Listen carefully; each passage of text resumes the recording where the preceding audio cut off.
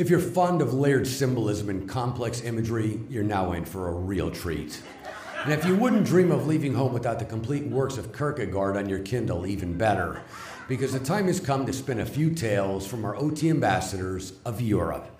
The first is a deceptively simple story. It opens on a seemingly unembellished note with the European Ideal Org Convention in Copenhagen. But then talk about a metaphor laced with hidden meaning. How about those dancing bumblebees? And how refreshing it is to see not another impersonator, but one long known as the Russian Elvis.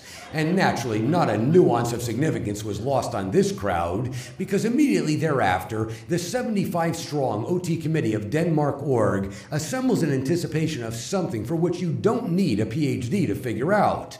Namely, all construction documents and engineering drawings, followed by Phase 1 renovation to reinforce the foundation. Hacking our way through still deeper symbolism, we next come to this year's allegory from Amsterdam. It's work that's both intrigued and baffled critics for the fact it presents not one, but two Elvises. And even Elvis experts can't tell which is real and which is not. So that all we know at this hanging juncture is that Amsterdam is now 1,000,000 steps closer to purchasing 46,000 square feet. French Impressionism is all about intensity. It's about immediacy and a vision of the moment. In short, it's about an ideal or Christmas in Paris with the City of Lights winking off the Seine. It's also about making a permanent impression with a new ideal org building now in sight. Meanwhile, and likewise presenting an indelible impression of a riverboat drifting up the Seine, is Celebrity Center Paris. As is naturally de rigueur, the cast included the ever-gracious OT ambassador and IAS Freedom Medal winner, Ann Orcher. Equally gracious is Ideal Org benefactor Michael Bayback, who generously poses for a recreation of Toulouse-Lautrec's dancers at the Moulin Rouge. And thus the evening swells to new heights of haute couture with 1,000,006 reasons to cry bravo. Proceeding along the developmental arc of Western painting, we next come to those dizzying heights of intensity as embodied in the Expressionists of Germany. Well, in particular, we come to a little-known but fascinating movement known as Munich Gangsterism. Its greatest proponent is, of course, Ideal Org fundraiser Stefan Gebhardt Seele, appearing in an Al Capone outfit intended to subtly suggest that one contributes to the Munich Fund, or else. Proceeding right along, we naturally come to abstract expressionism, most famously characterized by the Celebrity Center Dusseldorf School. What you see here is the prelude to a performance piece wherein the confetti is a symbol for God knows what, although it obviously has something to do with an ideal org. All of which brings us to the avant-garde take on American modernism as interpreted by the Stuttgart School. It's best exhibited in a Wild West night of flawless authenticity. This, for example, is a performance by Appalachian circle dancers as made possible by a grant from the National Endowment for the Arts. While these people, of course, are the legendary mechanical bull riders fresh from an international competition at the All Mechanical Rodeo in Stockton, California. Whereupon Stuttgart rest easy with another 6.8 million reasons to dream of an ideal org. But when talking real avant-garde, as in cubism or minimalism, you're talking Frankfurt. Witness this night of interpretive dance as choreographed by OT ambassador and OT committee chair Heike Pelkman. This, of course, is the original hula, not the stuff seen by tourists at theme parks. While this is where modern dance would have gone had it not been usurped by crass commercialism. And finally, the last of the genuine limbo dancers from the International Limbo Society, and ultimately netting more than $300,000 in proceeds for the Frankfurt Fund. Beyond which there is nothing more to say except what critics themselves continue to say about the performance arts of Hamburg. This year's entry is based on a Hamburgian folk figure known as Hummel. Inasmuch as Hummel is a water carrier, the parallel to an ideal org is obvious. Hence the spontaneous eruption of song and dance when Hummel appears in the flesh. But what it ultimately symbolizes is a performance piece that's now the talk of Germany, the Hamburg expansion project to become a full ideal org with all space plans and designs now approved. So yes, there's a movement afoot for an all-ideal Germany. Then there's Switzerland, where they dance, they sing, they yodel, and that's the least of it. Take Basil, for example.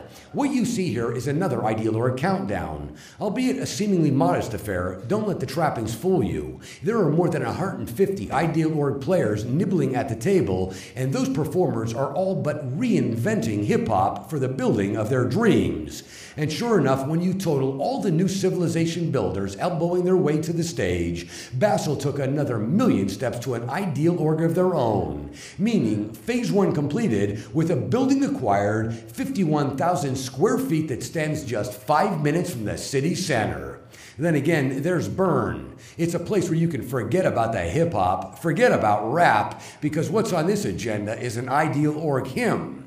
It's performed by pianist-composer Gabriel Emmanuel Arnold and presented note by note, as in so many Swiss francs for the B-flat half note, so many for the D-sharp, and so on. An artistically rich pastiche of classical themes, that's Luzon, all right. It naturally begins in this very Caribbean with historically accurate costumes and accoutrements. That skull and crossbones, for instance, it's real, as are the Swiss francs amassed in that Ideal Org treasure chest. It continues in kind with the tales of Europe's famed cartoon characters, Asterix and Obelix. In this particular episode, they descend on Egypt amidst clouds of confetti, whereupon out steps Cleopatra, all 6 versions of her. But of course, nothing, so says Switzerland, as the surfers who ride giants on Lake Geneva. Moreover, they come perfectly outfitted with girls, cars, and designer beachwear. And if you ever wondered what happened to the Swedish pop sensation ABBA, wonder no more. They are in Luzon, and you're looking at them. Then again, it's another little-known fact that the Swiss fought valiantly in the American Civil War. And even if historians chose to ignore it, their glory is not gone with the wind. And finally, who can forget that Star Wars was originally a Swiss production with an all-Swiss cast set in Luzon? And just when you thought we'd never see them, there they are at last, the yodelers in Lederhosen. And just when you're wondering what it all really means, suffice it to say, Luzon just purchased an Ideal Org for their future home. There is, however, one more epic saga from Switzerland, and it's evocatively entitled Hello Zurich. It's basically modern surrealism. Think Salvador Dali, except it's all about an Ideal Org to be. Then suddenly up pops a big check, big in every sense of the word, and sure enough, Zurich walks away with a really big one, as they now have a building and all space plans and designs approved. So yes, there's also a movement to redesign Switzerland as an all-ideal country. Then there's Italy, which is forever Italy. Don't forget, extravaganza was originally extravagare. Witness the National Ideal Org Convention in Tuscany. The setting is nothing less than magnificent. It's the Villa Castelletti to accommodate upwards of 400 from Italy's Ideal Org vanguard, while an array of lasers projected an Ideal Org insignia above the villa entrance. Guests were treated to a rousing rendition of We Stand Tall amidst illuminated table settings. There's a storyline woven throughout telling of a futuristic Earth dotted with Ideal Orgs, hence the original time-traveling DeLorean from Back to the Future, hence too the waiters and stewards from the year 2030, and hence the almost original wig worn by the time-traveling professor and now gracing the brow of National OT Ambassador I see, Pino Gangadino. There were numerous secondary themes woven throughout, in this case a classic rendition of old-time rock and roll, but what of course amounted to the grand finale were the donors stepping forth for anointment by confetti avatars and saluting Jedi Knights with lightsabers. This year's entry from Milano was another inspired by what Milano execs gleaned from Ideal Org briefings in Los Angeles, whereupon Milano goes Hollywood. That, for example, is the new Ideal Org Oscar for outstanding donations in a supporting role, and that, or so attendees were led to believe, is a star pried from the concrete along Hollywood's Walk of Fame. Meanwhile, gracing the wall along their own Walk of Fame are the space plans representing this, Milano's adjoining premises for expansion into a full Ideal Org. This year's entry from Pordenone is another inspired by big screen drama. In this instance, it has to do with Top Gun, hence the vintage jet fighter, hence the flight suit a la Maverick. And with that, they dropped $275,000 into Ideal Org fuel tanks. Similarly, drawing on classic themes was Padova. It opens with OT ambassador and ideal org benefactor Marco Ciancinesi. Inasmuch as he himself is the foremost donor, the Birdman hangs on his every word. Inasmuch as donations to Padova's Ideal Org Fund just passed the 10 million mark, a second Birdman cavorts upon the stage. But inasmuch as those masks were in fact worn by physicians treating 14th century plague victims, there's undoubtedly something lost in translation. But what needs no interpreter is the 2.5 million by the end of the night. And with the building, space plans, designs, and construction documents in hand, renovation and restoration are already underway. And then there's Verona. They already have a classic villa with space plans and designs for a future ideal org. Well, just for good measure, this year they also picked up a new test center. It stands on the central piazza, it sees upwards of 50 new faces through the doors every day, and it's upped introductory service completions a full 7 times over anything in history. Brescia is another yet again that invites us to stroll down a lane littered with the icons of 21st century culture, in particular, an immediately recognizable Broadway song and dance number, a flawlessly recreated scene from Pirates of the Caribbean Part 4, replete with swordplay, and of course the famed finale of the one gangster film everyone knows. But the whole show is worth it, especially when you've just bought a building like this one, 78,000 square feet with space plans and designs on the table.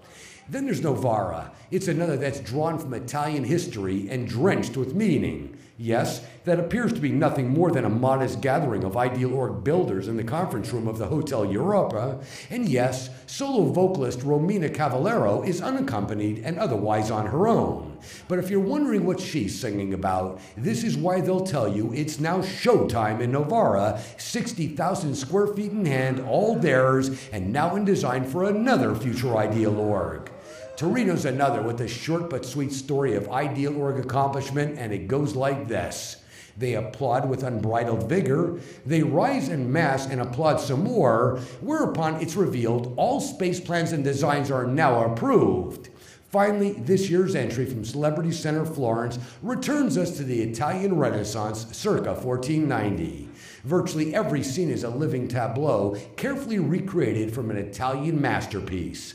In this case, Da Vinci's March of the Venetian Guards, a section of Michelangelo's Florentine alfresco, that classic of all classics, Botticelli's Venus, another take on the Four Seasons by Antonio Vivaldi, and of course, the exuberant fundraisers by Raphael, which incidentally just netted 1.7 million euro. So yes, that's Italy who have got their sights on an Italian AO for the grand finale.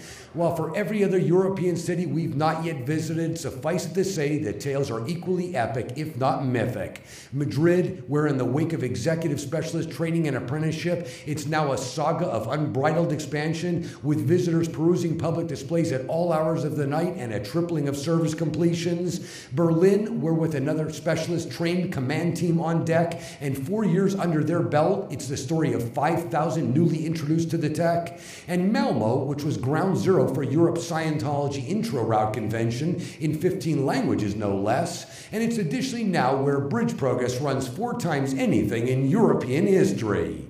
Then there's Rome, where between those perusing displays and attending formal seminars, still another 11,000 plus were introduced to the tech this year. There's more again in our Brussels branch of the Churches of Scientology of Europe. It now stands 113 strong, with staff from 22 nations and presenting services in 23 languages. It also serves a variety of faiths and nationalities. Witness the 300 Pakistani Muslims convening in our chapel on the anniversary of Pakistani independence, and witness the 89 other community events introducing more than 600 dignitaries to LRH Tech.